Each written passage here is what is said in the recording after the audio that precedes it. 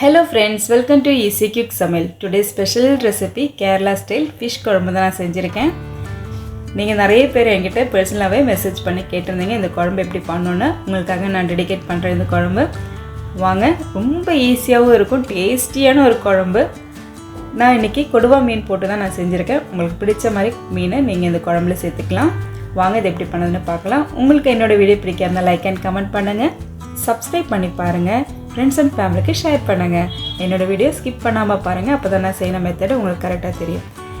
இப்போ ஒரு பவுல்ல வந்து 1 கப் அளவுக்கு தண்ணி எடுத்து ஒரு பெரிய நெல்லிக்காய் சைஸ்ல புளியை வந்து அரை மணி நேரம் ஊற வெச்சுக்கலாம்.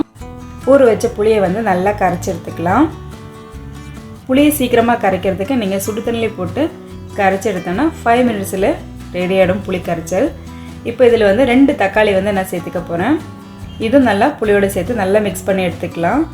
இது கையால கரைக்க கஷ்டமா இருந்தானா நீங்க மிக்ஸில கூட அடிச்சு எடுத்துக்கோங்க தக்காளியை. இப்போ இதல எல்லா பொடிகளும் நம்ம சேர்த்துக்க போறோம்.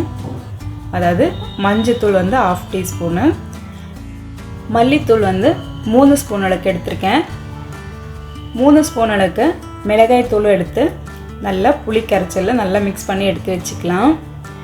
இப்போ மீன் குழம்பு செய்யிறதுக்கு மண் பாத்திரம் தாங்க நல்லா இருக்கும்.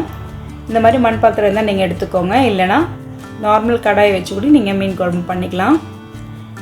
இப்போ 3 ஸ்பூன் அளவுக்கு ஆயில் சேர்த்திருக்கேன். தேங்காய் எண்ணெய் தான் சேர்த்திருக்கேன்.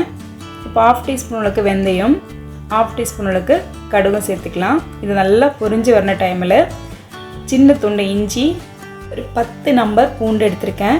இது நீளமா கட் பண்ணது சேர்த்து நல்லா ஃப்ரை பண்ணி எடுத்துக்கலாம். இப்போ 2 பச்சை மிளகாயும் கொஞ்சோண்டு கருவேப்பிலை சேர்த்து இந்த ஆயில்ல ஃப்ரை பண்ணி எடுக்கும்போது நல்ல வாசனையா இருக்கும் இந்த டைம். இப்போ 1/2 கப் அளவுக்கு பொடியா கட் பண்ணி வச்ச வெங்காயத்தையும் சின்ன வெங்காயம் தான் இது சேர்த்து நல்லா ஃப்ரை பண்ணி எடுத்துக்க போறோம். இப்போ வந்து நம்ம கரைச்சி வச்ச தக்காளி புளி மசாலா எல்லாமே சேர்த்து கரைச்சி வச்சது இப்போ இதல சேர்த்து நல்லா கொதிக்க வைக்கலாம். அதாவது இதோட தண்ணி லெவல் கொஞ்சம் குறையன மாதிரி இருக்கும், அந்த அளவுக்கு கொதிக்க வச்சுக்கலாம். இப்போ தேவையான அளவுக்கு உப்பு சேர்த்து ஒரு மூடி போட்டு ஒரு 10 நிமிஷம் நல்லா கொதிக்கட்டும். மீன் குழம்பு எப்பவுமே மறுநாள் சாப்பிடும்போது தான் டேஸ்ட் சூப்பரா இருக்கும். எனக்கு ரொம்ப பிடிக்கும் மறுநாள் சாப்பிடுறதுக்கு. உங்களுக்கு பிடிக்காதுன்னா கமெண்ட் பாக்ஸ்ல எஸ் சொல்லி கமெண்ட் போடுங்க. இப்போ வந்து மீன் குழம்போட லெவல் ஓரளவுக்கு கம்மியா இருக்கு பாருங்க. இந்த டைம்ல கரெக்டான டைம்.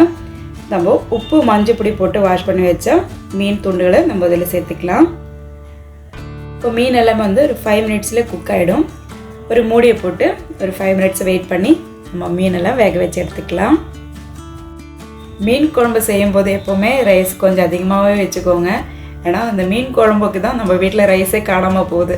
அன்னைக்கு மட்டும் தான் நமக்கு திருப்தியாக இருக்கும், ரைஸ் பேலன்ஸே இல்லை அப்படின்னு நினச்சி. இப்போது குழம்பு நல்லா வெந்திருக்கு. இப்போ 1/2 டீஸ்பூன் அளவுக்கு நம்ம வெந்தயம் சேர்த்துக்கலாம். வீட்டில் நான் வறுத்து பொடி பண்ணி வச்ச வெந்தயம் தான் அது. அதே மாதிரி 2 டேபிள் ஸ்பூன் அளவுக்கு தேங்காய் எண்ணெயும் கொஞ்சோண்டு கருவேப்பிலையும் நம்ம இந்த டைம் சேர்த்துக்கலாம். ஒரு அரை தேங்காயோட மூடியோட பால் எடுத்துர்க்கேன். இது 1 கிளாஸ் அளவுக்கு இருக்கு. இப்போ நம்ம இதல சேர்த்துக்கலாம். இது பால் சேர்க்கும்போது நீங்க ஸ்டவ் ஆஃப் பண்ணிட்டு தேங்காய் பால் சேருங்க.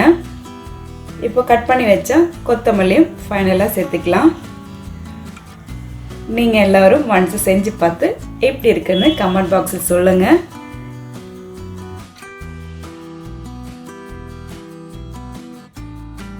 என்ஜாய் பண்ணி சாப்பிடுங்க, ஆரோக்கியமா வாழுங்க. Thanks for watching.